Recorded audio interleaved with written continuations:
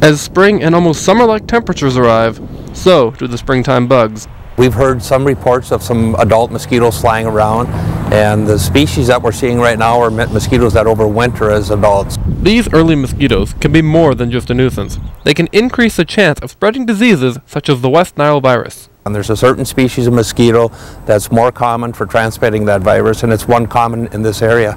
We ramp up our program so that we can target that mosquito, and we want to do all we can to keep the risk at a minimum. And with the mild winter, many people are wondering if there will be more mosquitoes this year.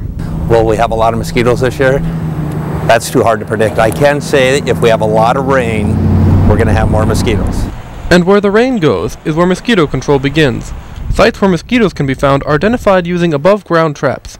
Crews are then dispatched with a chemical that kills the mosquitoes. Crews that are out treating these sites, they'll inspect them and then treat them with a larvicide, and so we prevent the mosquito from hatching off of the water.